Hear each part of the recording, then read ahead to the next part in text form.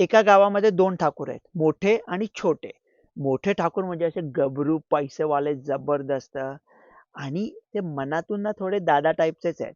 आणतात वगैरे म्हणजे असे हसत-हसत सूट-बूट घालून पेकाडात लाथ घालतात. पण दिलदार आहेत. कोणी पैसे मागितले ना तर देतात. 4 शब्द बोलतील, पण पैसे देणार म्हणजे देणार. छोटे ठाकूर आपले नावाला छोटे. त्यांची हवेली पण प्रचंड आहे आणि त्यांच्याकडे पूर्वी कामाला एक मुनीमजी होते. ते आउट हाऊसमध्ये राहायचे. छोट्या ठाकरांनी त्या मुनीमजींच्या घराला लागून एक बाग बनवली होती. बागेचं नाव जादू. जादू म्हणजे किमया. त्या किमयाला काही-काही लोकं चुकून क्रिमिया म्हणायचे. तर मग छोटे ठाकूर बोलले, "राहू दे ना मुनीमजींच्या घराला लागून, सगळं आपलंच आहे." मग संस्थानं खालसा झाले. मुनीमजी स्वतंत्र झाले. मग छोटे ठाकूर बोलले, "बाग आपली, कृमया आणि मुनीमजींच्या घराला लागून का?" एक दिवशी छोटे ठाकूर घुसले त्या बागेत. मोठे ठाकूर बोलले, "जाऊ दे मरू दे, आपला काही संबंध नाही." मग मुनीमजींनी काय केलं, तर गुपचूप नळ कापला त्या बागेत जाणारा. मग छोटे ठाकूर ज्या बालद्या-बिल्द्या घेऊन जात आहेत. मग त्यांची आणि मुनीमजींची धुसफूस चालू झाली. मग एक दिवशी छोटे ठाकूर मुनीमजींच्या घरात घुसले आणि 2 खोल्यांवर ताबा केला आउट हाऊसमधल्या, की त्या खोलातून त्यांना क्रिमया बागेत डायरेक्टली जाता येईल. मग मोठे ठाकूर जरा अस्वस्थ झाले.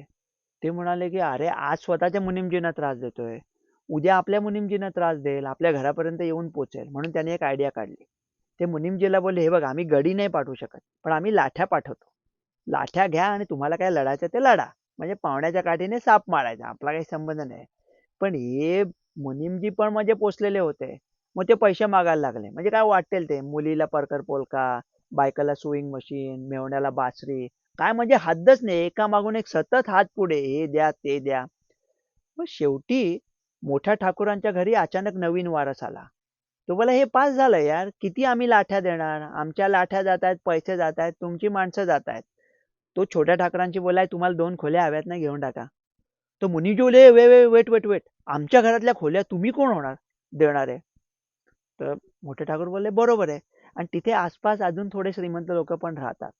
म्हणजे असे आहेत पैसेवाले आणि लोकं वगैरे पण आहेत त्यांच्याकडे. पण म्हणजे असे खंड्या, गोप्या, चंद्या, पेंद्या वगैरे टाइपचे. ती लोकं ना पैसे असले त्यांच्याकडे, वर्गणीचं नाव काढलं की धूम ठोकतात. बोलायला सगळीकडे पुढे, पैसे द्यायला कोणी नाही. मग मोठे ठाकूर बोलले, "हे बघ मुनीमजी, आम्ही काय तुम्हाला सांगू शकत नाही. तुमच्या खोल्यांचं काय करा. ते तुम्ही करायचं ते करा. पण तुम्ही आम्हाला नाही सांगू शकत. तुम्ही आम्हाला किती लाठ्या द्यायच्या." त्या छोट्या ठाकूरांचा एक खूप चांगला आतेभाऊ आहे. तो दूर राहतो. त्यांचा चांगला मित्र आहे. तो मोठ्या ठाकूरांना पण मनापासून आवडतो. तो आत्तेभाऊ एवढा जबरदस्त आहे ना, तो सगळं मिटवू शकेल. त्याने राजाचं काम करायला पाहिजे. त्याला मुनिमासारखी कामं करत बसतो. डॉक्टर रवी गोडसे. किती सोपं आहे ना हे सगळं.